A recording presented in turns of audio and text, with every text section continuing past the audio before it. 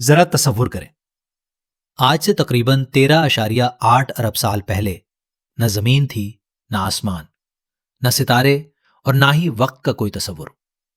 ہر طرف خاموشی اور اندھیرا تھا، گویا کچھ بھی موجود نہ ہو۔ پھر اچانک ایک ایسا واقعہ پیش آیا جس نے پوری کائنات کو وجود بخش دیا۔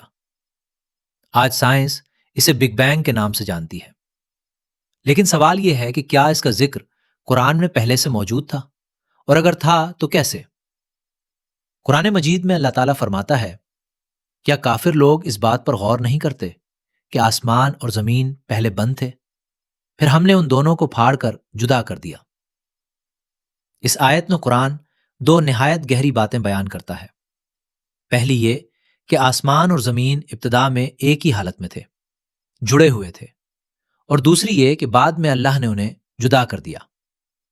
یہ الفاظ اپنے اندر بہت بڑا علم رکھتے ہیں، کیونکہ یہاں کائنات کے آغاز کی طرف واضح اشارہ موجود ہے۔ جدید سائنس کے مطابق بگ بینگ تھیوری یہ بتاتی ہے کہ پوری کائنات ایک نہایت چھوٹی سی جگہ میں سمٹی ہوئی تھی، جہاں ہر چیز کا درجہ حرارت اور توانائی انتہائی زیادہ تھی۔ پھر ایک لمحے میں زبردست پھیلاؤ ہوا، اور اس کے بعد وقت، خلا، کہکشائیں، ستارے اور سیارے وجود میں آئے۔ یعنی سائنس بھی یہی کہتی ہے کہ کائنات پہلے ایک تھی اور پھر آہستہ آہستہ پھیلتی چلی گئی۔ یہ تصور بالکل اسی بات سے مطابقت رکھتا ہے جسے قرآن نے بند ہونے کے لفظ سے بیان کیا ہے۔ یہاں غور کرنے کی بات یہ ہے کہ قرآن کوئی سائنسی کتاب نہیں، اور نہ ہی نبی کریم صلی اللہ علیہ وسلم کسی سائنسدان تھے۔ اس دور میں نہ دوربین موجود تھی، نہ خوردبین، اور نہ ہی کائنات کو سمجھنے کے لیے کوئی جدید ترین آلہ تھا، جدید ذرائع۔ پھر یہ علم آخر کہاں سے آیا؟ کیا یہ محض اتفاق ہو سکتا ہے، یا پھر یہ اس بات کی نشانی ہے کہ قرآن اللہ کا کلام ہے جو ہر دور کے انسان کو غور و فکر کی دعوت دیتا ہے؟ قرآن صرف کائنات کے آغاز کی بات پر ہی ختم نہیں ہو جاتا، بلکہ ایک اور نہایت اہم حقیقت بھی بیان کرتا ہے۔ اللہ تعالیٰ فرماتا ہے کہ ہم نے آسمان کو قوت کے ساتھ بنایا اور ہم ہی اسے وسعت دینے والے ہیں۔ آج سائنس یہ دریافت کر چکی ہے کہ کائنات اب بھی پھیل رہی ہے، اور کہکشائیں ایک دوسرے سے دور ہوتی جا رہی ہیں۔ اسے پھیلتی ہوئی کائنات کہا جاتا ہے۔